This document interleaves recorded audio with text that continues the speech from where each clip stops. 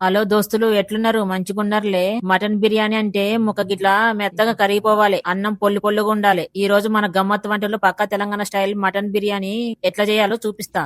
మొదట fresh mutton తీసుకొని అందులో సరిపడా ఉప్పు, కారము, పసుపు, ధనియాల పొడి, గరం మసాలా, పెరుగు, అల్లం వెల్లుల్లి పేస్టు, పచ్చిమిర్చి అన్ని వేసి మంచిగా కలుపుకొని ఒక అరగంట పక్కన పెట్టుకోండి.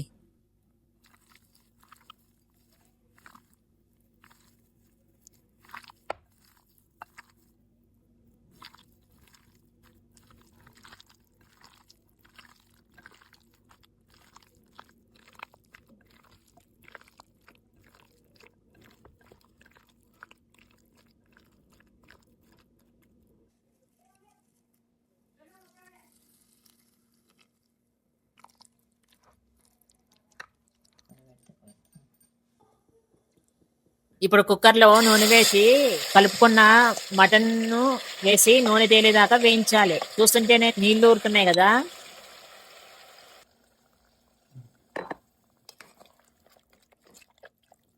ముక్క సగం ఉడికాక తగినన్ని నీళ్లు పోసి 5-6 విజిల్లు రానియాలి. తర్వాత అసలైన ఆట మొదలు. ఉడికించిన అన్నాన్ని మటన్ మీద ఒక లేయర్ గా లెక్క వేసి పైన వేయించిన ఉల్లిపాయలు, పుదీనా, కొత్తిమీర జల్లి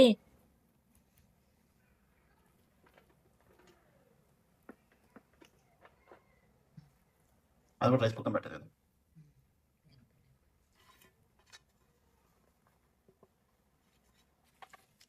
కొంచెం వెన్న, నెయ్యి చల్లుకోవాలి. ఒక్క 5 నిమిషాలు దమ్ చేస్తే మన గమ్మత్తు మటన్ పులావ్ రెడీ.